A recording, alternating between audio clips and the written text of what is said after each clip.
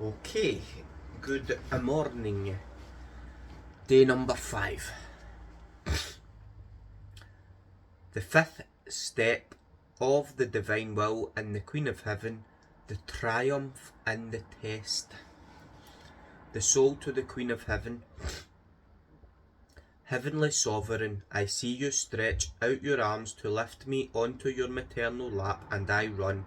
I fly unto you to enjoy the chaste embraces and the heavenly smiles of my Heavenly Mother.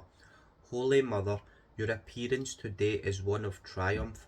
With an air of triumph you wish to narrate to me your victory over the test. Oh, yes, I will gladly listen to you, and I ask you to grant me the grace to be triumphant in the tests the Lord disposes for me. Lesson of the Queen of Heaven. Child most dear to me, oh how I long to confide to you my secrets.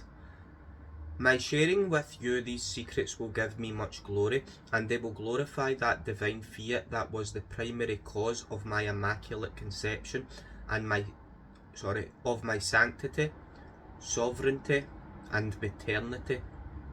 I owe everything to the divine fiat. Apart from it, I knew nothing else. All my sublime qualities with which the Holy Church so honours me are nothing other than the effects of the divine will that dominated, reigned, and lived in me. This is why I yearn so much to share with you that which engendered in me so many qualities and admirable effects that astonish heaven and earth. Now listen closely to what your tender mother wishes to tell you, dear child.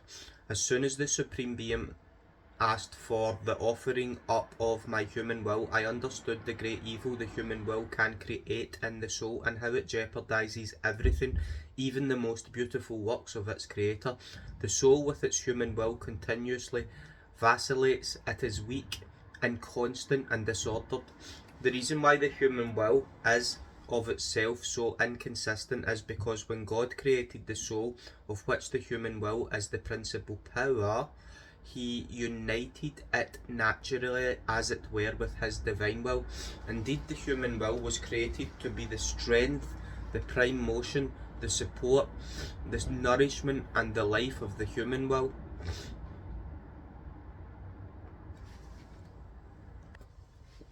Therefore, if we fail to allow the divine will to take up its life in our human will, we reject the blessings we received from God at the time of man's creation, and we reject the natural rightful claims that accompanied his creation. Oh, how well I understood there Adam and Eve's grave offence against God, and as a result the evils that pour out upon the soul. I had such horror and fear of doing my own will, and rightly so, as Adam was also created innocent by God, but by doing his own will he plunged himself, along with all human generations, into innumerable evils.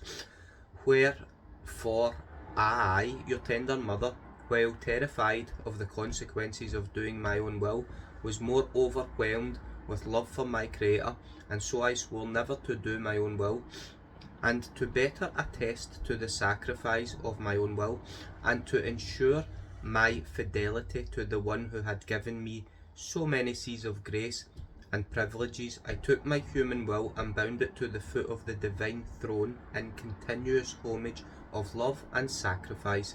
I promised God that I would never do my own will, not even for one instant of my life, but always the will of God. My child, it may seem to you that the sacrifice of living without my will was not great, but I tell you that there is no sacrifice similar to mine.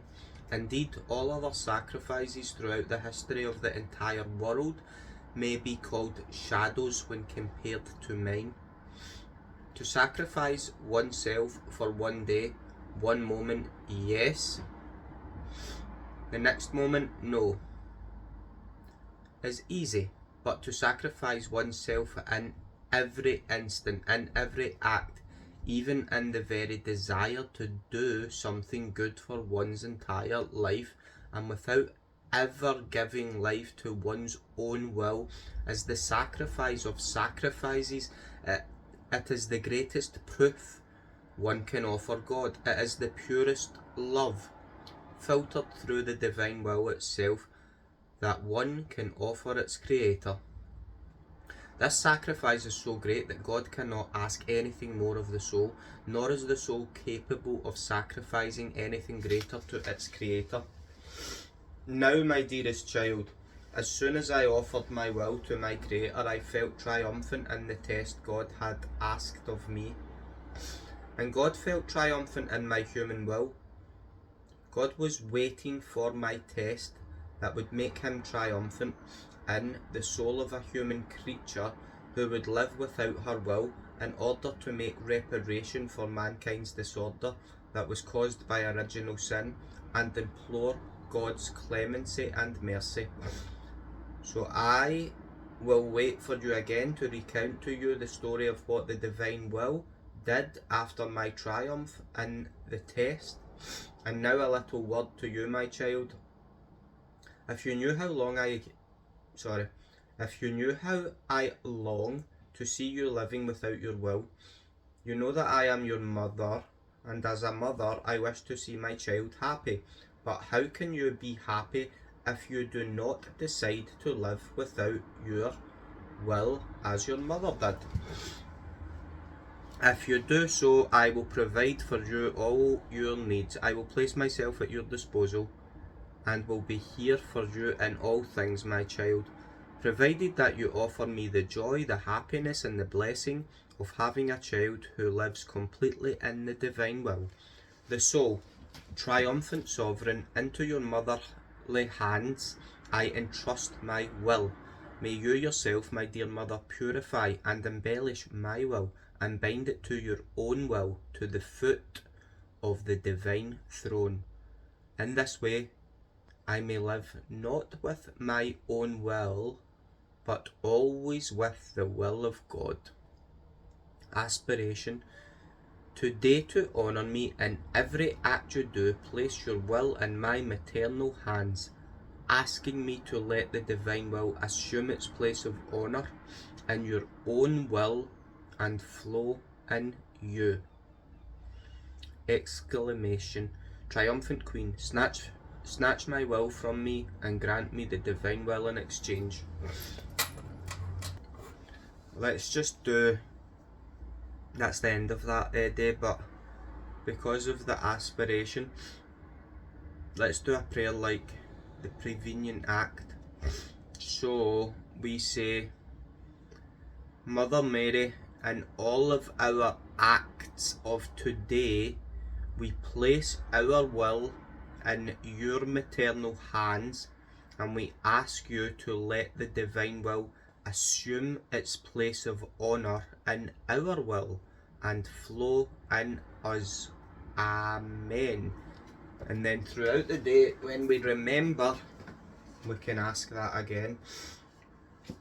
But in other volumes, Jesus tells Louisa that if we make that prevenient act, then when we forget to invite him in, although we're doing it through Mother Mary here, he will make up for that if we've prayed the prevenient act.